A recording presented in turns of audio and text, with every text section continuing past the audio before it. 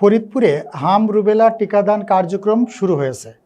প্রতিনিধি মাহবুব চিস্তি জানান, সোমবার ২০ এপ্রিল সকাল ১০টায় ফরিদপুর সদর হাসপাতালে বেলুন ও ফেস্টুন উড়িয়ে কর্মসূচির আনুষ্ঠানিক উদ্বোধন করেন জেলা প্রশাসক কামরুল হাসান মোল্লা।